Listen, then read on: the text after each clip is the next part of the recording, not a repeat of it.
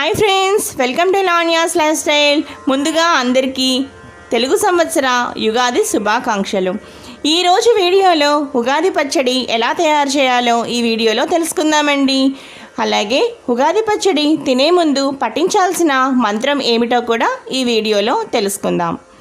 ఉగాది రోజు చక్కగా ఉదయాన్నే లేచి తలస్నానం చేసి శుచిగా ఉగాది పచ్చడిని తయారు చేసుకోవాలి. ఉగాది పచ్చడి ఎలా తయారు చేయాలంటే, ఒక శుభ్రమైన పాత్రలో చక్కటి చిక్కని కొత్త చింతపండు మాత్రమే మీరు ఇక్కడ తీసుకుని చక్కగా చింతపండు పులుసు తయారు చేసుకుని ఆ పాత్రలో పోసుకోవాలి. తర్వాత దానిలో కట్ చేసిన అరటిపండు ముక్కలు, అలాగే వేప పువ్వు, అలాగే చిన్న చిన్న ముక్కలుగా చేసుకున్న చెరుకు ముక్కలను, అలాగే సరిపడా సాల్ట్ కూడా వేసుకుని బాగా కలపాలి.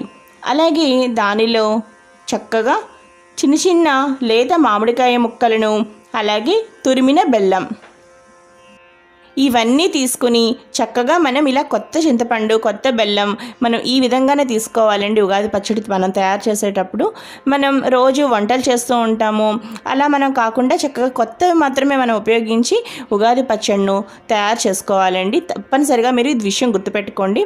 అలాగే ఉగాది పచ్చడిను మనం చక్కగా తినేటప్పుడు పఠించాల్సిన మంత్రం కూడా ఒకటి ఉందండి. ఆ మంత్రం ఏమిటో మీకు నేను చెప్తున్నాను, నోట్ చేసుకోండి. అలాగే మనం ఉగాది పచ్చడిని తిన్న తర్వాతే కాఫీ కానీ పాలు కానీ మీరు మిగతా టిఫిన్స్ కానీ తినాలి. మొట్టమొదటిగా మనం కొత్త సంవత్సరాన్ని చక్కగా దేవుడికి పూజ చేసుకుని ఉగాది పచ్చడిని నైవేద్యం పెట్టి ఆ తర్వాత ఉగాది పచ్చడిని తిన్న తర్వాత మీరు మిగతా కాఫీ పాలు అవి తీసుకోవచ్చు. ఇప్పుడు మనం ఉగాది పచ్చడిను తినేటప్పుడు చక్కగా పఠించాల్సిన మంత్రం ఏమిటో ఇప్పుడు మనం తెలుసుకుందాం. శతాయు వజ్ర దేహాయ సర్వ సంపత్కరాయ చ సర్వారిష్ట వినాశాయ నింబ కలంద భక్షణం. శతాయు వజ్ర దేహాయ సర్వ సంపత్కరాయ చ సర్వారిష్ట వినాశాయ నింబ కలంద భక్షణం అనే ఈ మంత్రాన్ని పఠిస్తూ చక్కగా ఉగాది పచ్చడిను సేవించాలి.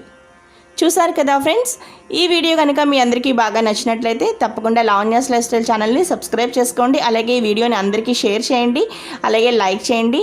చూస్తూనే ఉండండి లావణ్యాస్ లైఫ్ స్టైల్.